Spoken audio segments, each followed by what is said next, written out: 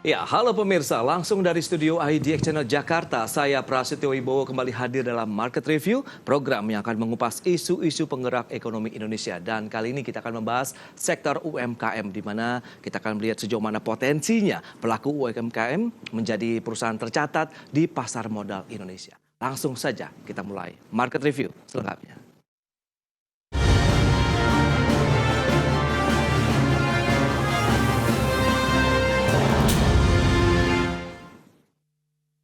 Ya, Kementerian Koperasi dan UKM mendorong pelaku usaha untuk mampu mengembangkan usaha dan bisa masuk ke dalam ekosistem pasar modal. Adapun sektor UMKM merupakan tulang punggung perekonomian Indonesia dengan kontribusi hingga 61%. Menteri Koperasi dan Usaha Kecil dan Menengah Teten Mas Duki menegaskan, pemerintah senantiasa berupaya mendorong pelaku usaha UMKM masuk ke dalam industri pasar modal tanah air.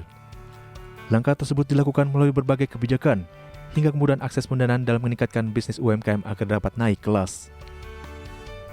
Teten menambahkan saat ini peluang UMKM untuk bisa mencatatkan saham di Bursa Efek Indonesia cukup terbuka. Hal itu sering adanya relaksasi yang memudahkan UMKM. Peluang UMKM untuk bisa melantai di bursa saham lebih besar seiring dengan adanya relaksasi peraturan-peraturan yang memberikan kemudahan bagi UMKM. Jadi sekarang pemerintah terus memperbaiki, meningkatkan ekosistem bagi UMKM untuk bisa tumbuh dan berkembang dan naik kelas. Mulai dari akses pembiayaan, kemudahan perizinan, dan juga akses pasar. Sejalan dengan hal tersebut, Kementerian Koperasi dan UKM juga mendorong peningkatan jumlah wirausaha di Indonesia, sesuai instruksi dari Presiden Joko Widodo. Sebab UMKM merupakan tulang punggung perekonomian Indonesia dengan kontribusi hingga 61%.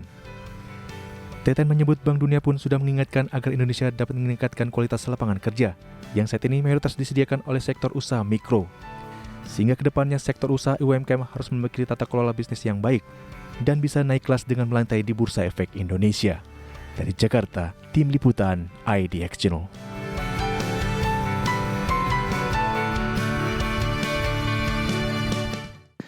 Ya, pemirsa, untuk membahas tema kita hari ini, menakar potensi UKM masuk pasar modal Indonesia, sudah hadir di studio IDX Channel Bapak Teten Mas Duki, Menteri Koperasi dan UKM Republik Indonesia. Ya, halo, selamat pagi Pak Teten. Pagi Mas Pras. Apa kabar hari ini? Alhamdulillah baik. Baik, terima kasih juga atas waktu yang disempatkan. Menarik kalau kita bicara mengenai sektor UMKM, dan ini tengah digadang-gadang juga bisa masuk ke dalam ekosistem pasar modal Indonesia. Bisa diupdate terlebih dahulu Pak Teten, bagaimana sebenarnya perkembangan dari sektor UMKM di Indonesia hingga saat ini? Ya, memang sebagian besar kan pelaku usaha di Indonesia itu 99,9% kan UMKM. Oke. Tadi disebutkan bahwa 97% lapangan kerja disediakan oleh UMKM. Nah, masalahnya memang struktur ekonomi kita itu tadi yang 99,9% itu sebagian besarnya itu adalah yang mikro. Oke. Ya, itu 96%. Baik.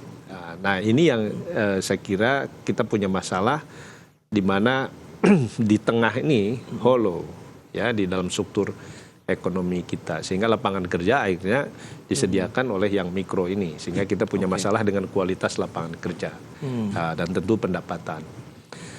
Nah, ini masalahnya juga mereka itu masih sulit untuk mendapatkan pembiayaan. Oke. Ya, karena yang mikro ini kan rata-rata nggak punya aset. Betul. Nah, sementara perbankan kita masih konvensional, belum menerapkan credit scoring di dalam pemberian pinjamannya seperti yang dilakukan fintech misalnya. Mereka masih pakai kolateral.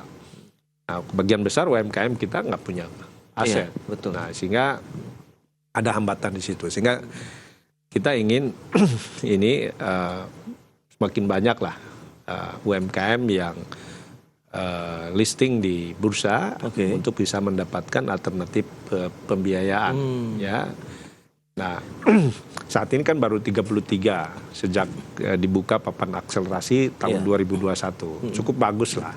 Tapi kita tadi dengan Pak Dirut bikin MOU supaya kita ada percepatan. Nah, ini yang kita perlukan. Saya kira semakin banyak lagi UMKM kita yang melantai di bursa. Oke, tapi kalau kita lihat dari minat pelaku UKM-nya sendiri ini, Pak Teten, untuk mereka menjadi perusahaan tercatat ataupun listing di pasar modal sejauh ini, mereka cukup besar tidak sih? Iya, kalau dibiarkan organik tumbuh seperti itu mungkin tidak akan banyak. Ya, tapi tadi kita bahas mungkin nanti kita ada proses untuk kita mengagregasi usaha-usaha mikro, usaha-usaha yang sejenis, sehingga tadi misalnya tidak lagi mikro, tapi konsolidasi, misalnya bisa dalam bentuk koperasi, bisa dalam bentuk PT, sehingga tadi minimum kapital untuk bisa masuk ke bursa kan 50 miliar. Itu dia. Itu kan bisa dilakukan, misalnya pada warung-warung, ya warung bakso, warung Tegal segala macam, atau warung di pasar gitu, pedagang di pasar itu kalau diagregasi kan sebenarnya satu pasar pun mungkin bisa tuh, kalau dihitung kapitalnya harus modalnya misalnya 50 miliar itu pasti dapat gitu loh. Nah, tapi kan sekarang itu informal sehingga mereka tidak bisa melantai di bursa. Nah, ini yang kita akan dekati nanti, ya, dan tentu kita harus inkubasi mereka. Nah, kalau bisa lagi, saya kira sekarang banyak lah security crowdfunding misalnya yang bisa menyuntikkan pembiayaan bisa sampai 10 miliar ya untuk proses agregasi ini. Baik, tapi kalau kita lihat dengan akses stabilitas mereka begitu untuk informasi pasar modal, kemudian bagaimana mendorong minat mereka juga untuk bisa listing di Bursa Efek Indonesia, itu apakah nantinya dengan adanya kerjasama ini juga akan lebih masif begitu dan akseleratif? Ya, memang harus diedukasi juga. Ya, saya kira ada 33 sekarang yang sudah listing dan itu juga memotivasi lah startup baru ya yang sekarang banyak startup digital yang mencoba mengagregasi tadi, mengagregasi pedagang warteg, misalnya pedagang bakso atau jaringan warung, jaringan petani dan lain sebagainya. Nah, ini yang saya kira kesempatan kita ya sekaligus untuk mengedukasi mereka bahwa mereka juga bisa mencari pembiayaan di bursa untuk investasi pengembangan bisnis mereka. Oke, nah lantas bagaimana dengan otoritas pasar modalnya sendiri menurut pandangan Pak Teten begitu, bagaimana ini juga bisa memberikan kontribusi terhadap pelaku UKM agar mereka juga bisa menjadi perusahaan tercatat. Tapi tahan dulu jawabannya, kita akan jelas sebentar Pak Teten. Dan pemirsa, kami akan segera kembali usai pariwara berikut ini.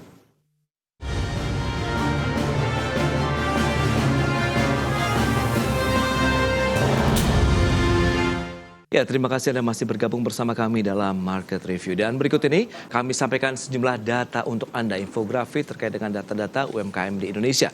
Baik, kita akan cermati untuk infografik pertama terkait dengan kriteria UMKM berdasarkan penjualan.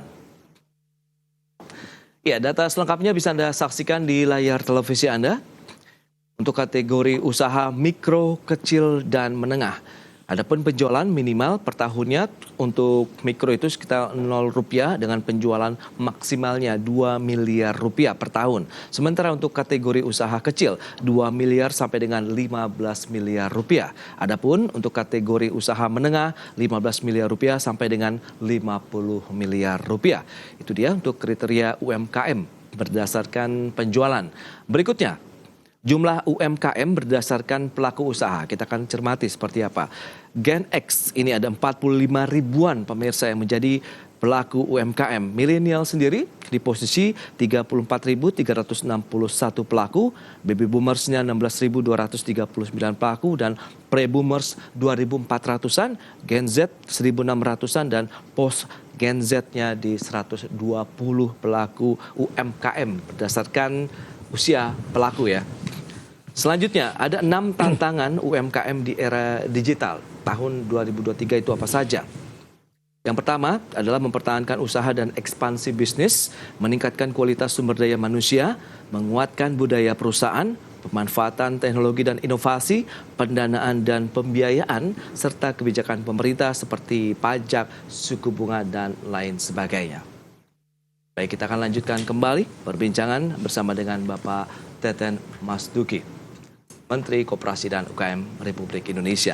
Ya, Pak Teten, dengan beragam informasi tadi yang sudah disampaikan, menarik, memang banyak sekali generasi Gen X milenial yang sudah berkecimpung yang menjadi pelaku UMKM gitu, Pak Teten. Tapi lagi-lagi kalau kita bicara mengenai tantangannya sendiri untuk mereka menjadi perusahaan tercatat dengan tadi adanya kontribusi kerjasama Kemenkop UKM dan juga Bursa Efek Indonesia, bagaimana potensi? Ya, tadi kan sebagian besar kan mikro. Ya. Problemnya kan mereka untuk bisa melantai di bursa kan total minimum aset mereka 50 miliar. Oke. Nah, kita menghadapi problem itu. Jadi ada gap pembiayaan yang menyulitkan mereka untuk bisa memenuhi syarat minimum tadi, ya. untuk ke bursa. Nah, ini yang kita harus carikan. Kami, saya kira kita selain ada upaya untuk mengagregasi skala usahanya dari yang mikro-mikro ini, lalu juga tentu kita mendorong mereka masuk ke security crowdfunding, ya, supaya mereka ada investasi untuk pengembangan usahanya. Oke. Nah, dan ini memang perlu kita terus lakukan pendampingan, ya, sama konsultasi, dan saya kira sekarang dengan MOU ini dari bursanya juga harus proaktif, ya, proaktif untuk menjemput calon-calon ya UMKM yang bisa melantai di bursa. Nah, kalau ini kita lakukan juga dengan asosiasi, misalnya dengan Kadin, Apindo, tentu dengan Kementerian Koperasi, ini saya kira bisa kami lakukan. Optimis lah. Oke. Dari sisi kontribusi yang sudah dilakukan nanti adalah pendampingan, karena ini baru saja ditandatangani begitu ya perjanjian kerjasamanya, berarti kan perlu disebarluaskan begitu ya Pak Teten. Nah, ini bagaimana? Apakah ada UMKM binaan nanti yang akan dijadikan kembali lagi misalnya pilot project untuk pelaksanaan kerjasama ini misalnya? Ya, kita sudah mengidentifikasi lah juga dengan asosiasi ada beberapa usaha-usaha mikro yang sudah terkonsolidasi lah, meskipun mungkin dalam bentuk paguyuban, dan koperasi, itu kan untuk scaling up usahanya kan jauh lebih mudah, termasuk juga untuk dimasukkan ke security crowdfunding juga, saya kira ke platform itu juga tidak sulit. Nah, kita akan fokus dengan itu. Ya. Baik, memanfaatkan security crowdfunding ini menarik, berarti ada pendanaan juga yang bisa didapatkan. Apakah persyaratannya akan berbeda yang selama ini dialami? Tadi ada beberapa tantangan di industri UMKM adalah pembiayaan dan pendanaan juga ini, Pak Teten. Ya, sebenarnya kan kalau biasanya kalau security crowdfunding kan mereka lebih tahu sebenarnya bisnisnya lancar begitu ya, cash flow-nya bagus begitu ya, opportunity bisnis atau baik gitu kan. Nah, mereka kan mau masuk. Nah, sama dengan fintech. Sekarang fintech juga 2 miliar tanpa agunan. Bahkan mereka juga sekarang mengajukan ke kami untuk ke OJK ya 10 miliar tanpa agunan. Karena mereka kan semakin tahu bahwa usahanya sebenarnya tidak ada resiko, sehat, mereka berani memberikan pinjaman tanpa agunan. Nah, ini yang tidak dilakukan oleh bank kan, gitu. Nah, jadi saya optimis kalau kita lakukan 2 hal tadi, ya, agregasi skala usaha dari yang mikro-mikro ini kita konsolidasi, begitu ya. Tentu hulu hilirnya ya juga diurusin, termasuk kita masukkan ke dalam platform security crowdfunding, saya kira bisa. Ya, ini yang mungkin strategi kita yang untuk mempercepat akselerasi semakin banyak UMKM yang masuk ke bursa. Dan ini penting sekali ya, karena sekarang ini seperti saya sampaikan tadi, struktur ekonomi Indonesia itu dikuasai sebagian kecil oleh pengusaha besar, konglomerat, Lalu sebagian besarnya 96% mikro. Iya, betul. Nah, di tengah ini hollow. Nah, ini kan nggak bagus gitu ya. Sehingga sekarang beban lapangan kerja itu ada di mikro. Dan kita punya catatan dengan kualitas lapangan kerja ini. Oke. Ya. Nah, maka kita berkepentingan sebenarnya mempercepat semakin banyaknya perusahaan-perusahaan menengah. Ya. Nah, yang tadi kira-kira 50 miliar lah omsetnya lah. Oke. Kita belum bicara soal Betul. aset ya. Iya. Nah, itu kan menengah.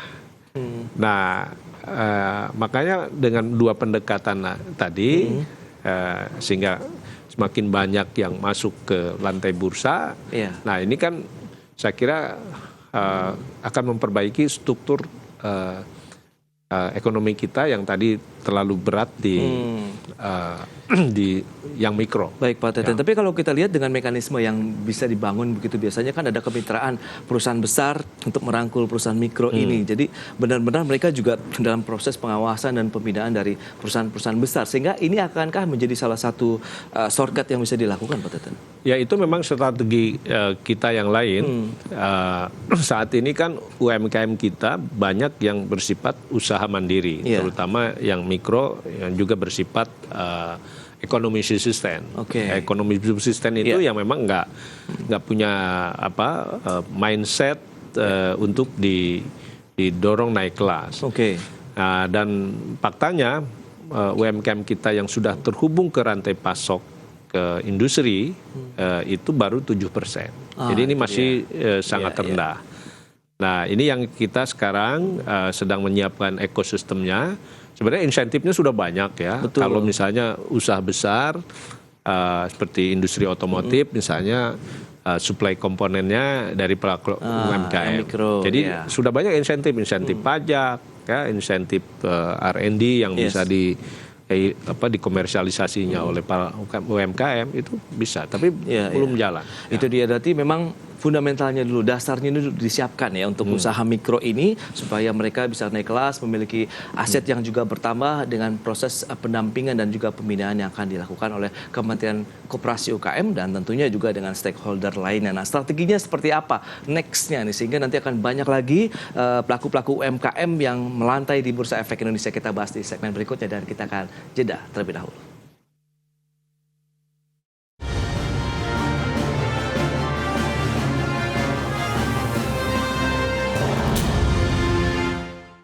Baik, pemirsa, terima kasih Anda masih bergabung bersama kami. Kita lanjutkan kembali perbincangan bersama dengan Bapak Teten Mas Duki, Menteri Koperasi dan UKM Republik Indonesia.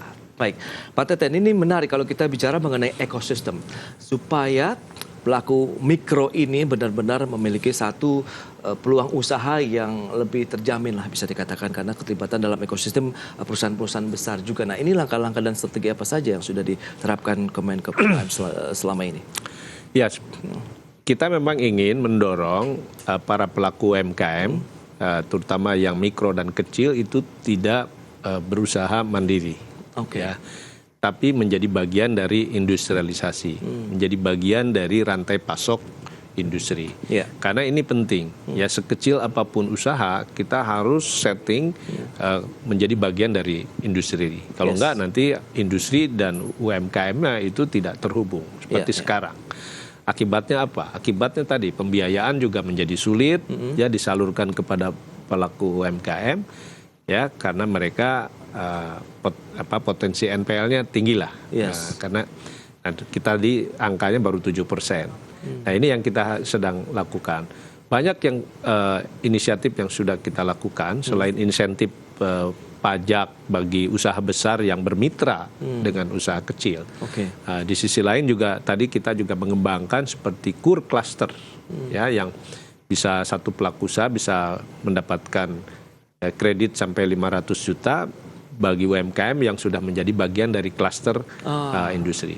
Misalnya beginilah, yang sederhana aja. Misalnya kita punya banyak petani kecil, ya yang lahannya 0,3 hektar gitu. Nah, ini ada industri jamu, misalnya. Kita kan kuat tuh industri jamu ya. Bahkan sekarang bukan hanya jamu, tapi ke fitofarmaka, ya untuk obat-obatan yang berbasis bahan bakunya herbal gitu ya. tapi bukan sekelas jamu. Ya. Tapi mereka mendapatkan bahan bakunya itu ya dari pedagang. Nah, sehingga tidak membangun ekosistem hubungan petani dengan industri. Oke. Yang tadi diperlukan itu untuk supaya penyaluran perbankan, ya kredit perbankan itu jauh lebih mudah. Itu kalau UMKM-nya sudah menjadi bagian dari rantai pasok, petaninya sudah pasok. Nah, sekarang kita coba tawarkan ya kedua industri jamu. Sekarang ada Sido muncul, ada Bintang 7 udah kerjasama sama kita. Nah, bilang oke, kita suplainya dari petani ya, gitu. Nah, petaninya kita koperasikan, ya, sehingga nanti ini suplai kebutuhan bahan baku industri jamu atau ke depan nanti industri makanan, supermarket, itu dari koperasi. Nah, sehingga nanti dari pengalaman kami misalnya mengkonsolidasi petani sayur-sayuran di Jawa Barat yang terhubung ke rantai perdagangan di supermarket modern, itu petani yang tadinya tidak dibiayai biaya tanamnya oleh bank. Akhirnya. Nah, sekarang mau mereka. Nah, kalau bank sudah mau membiayai para petani-petani kecil, usaha-usaha mikro ini, kan mereka ada kesempatan untuk mengembangkan bisnisnya. Ya, apalagi tadi kalau kita juga yang nanti udah kita targetkan untuk bisa masuk ke bursa, ya kita hubungkan juga dengan platform security crowdfunding itu.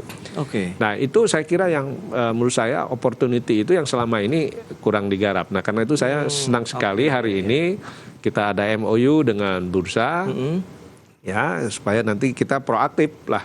Ya, dan ini juga menurut saya para asosiasi bisnis seperti Kadin, Apindo, dan banyak lagi lah asosiasi-asosiasi yang lain ini harus menangkap peluang ini secara optimis ya, supaya kita bisa segera melakukan scaling up skala usaha mikro yang tadi yang mendominasi sampai 96% pelaku Indonesia mulai bergerak naik kelas yang menurut saya memang tidak bisa orang per orang. Betul. Ya, kalau dibiarkan orang per orang tumbuh secara organik dari mikro ke kecil ke menengah itu take time lah, lama banget. Jadi ini perlu ada satu upaya akselerasi bersama. Oke, optimisme Anda sendiri seperti apa, Pak Teten, bahwa memang nanti perusahaan-perusahaan mikro ini benar-benar bisa berkontribusi nih terhadap perekonomian nasional, khususnya setelah mereka listing menjadi perusahaan tercatat di pasar modal? Ya, naluri pebisnis itu kan pasti mereka ingin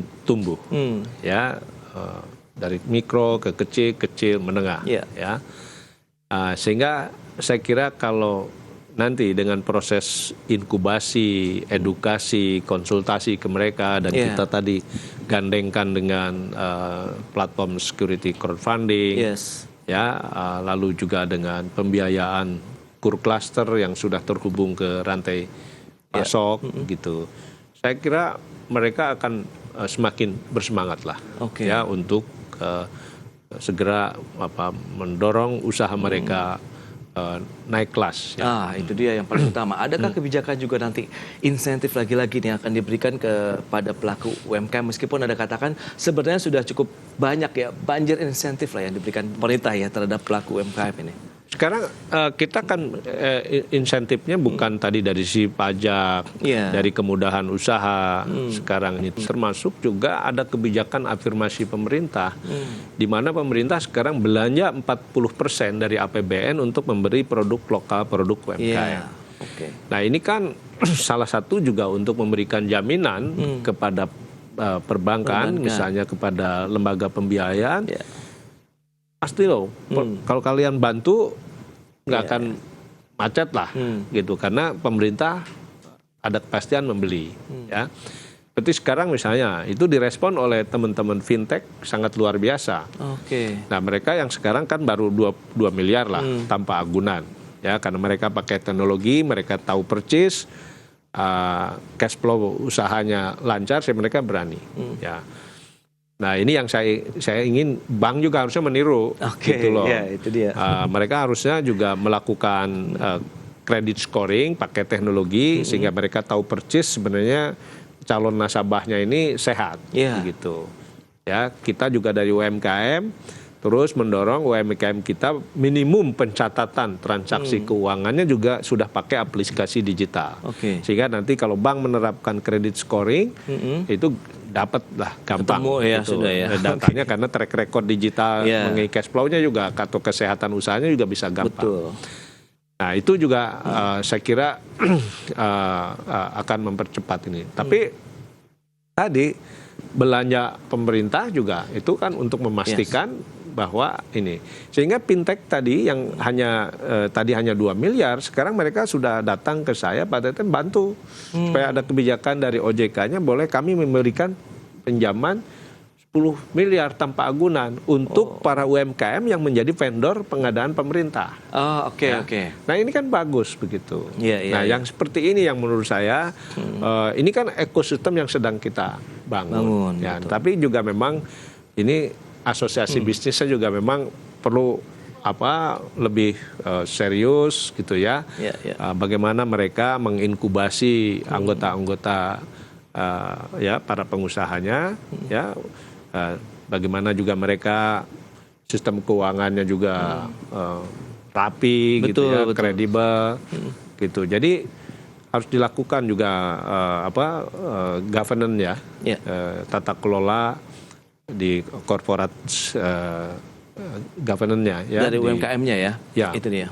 Ya itu harus dilakukan ya supaya betul. karena itu tadi ekosistem tadi mulai hulu hilir itu akan jalan kalau memang usahanya juga sehat. Yes. Dan ini peran penting dari asosiasi. Saya baru pulang dari Seoul, saya melihat bahwa selain kebijakan pemerintah ya yang tepat ya untuk memberikan misalnya ada seed capital yang penting untuk terutama bagi para startup untuk memulai bisnis sebelum mereka bisa mendapatkan pembiayaan dari bank atau dari security crowdfunding begitu. Oke. Tapi juga ada peran asosiasi bisnisnya, sehingga kalau mereka bisa menciptakan standar kesehatan usaha, ya yang bisa dipercaya oleh bank, bisa dipercaya oleh lembaga pembiayaan lain. Betul. Ini kita bisa membangun satu ekosistem yang baik. Nah itu saya lihat di Korea sangat bagus dan bukan berarti kita tidak bisa. Menurut saya kira bisa. Karena itu saya sekarang sedang kerjasama dengan pemerintah Korea, terutama Kementerian Startup dan SME di sana. Kita ingin mengcopy sebenarnya ekosistem bisnis untuk pengembangan startup di Korea Oke, paling tidak ini adalah satu pijakan kuat lagi yang sudah dibangun oleh pemerintah, khususnya Kementerian Koperasi, UKM, dan juga Bursa Efek Indonesia untuk meningkatkan lagi banyak pelaku UKM, begitu ya Pak Teten, yang bisa menjadi perusahaan tercatat di pasar modal Indonesia. Pak Teten, terima kasih banyak atas waktu yang disempatkan dan sharingnya. Maju terus Pak untuk UMKM Indonesia. Terima kasih banyak. Terima kasih sama-sama Mas Pras. Ya pemirsa, jangan beranjak dari tempat Anda. Kami masih akan kembali dengan tema menarik lainnya terkait dengan Road to Syariah Investment Week 2023. Sesaat lagi.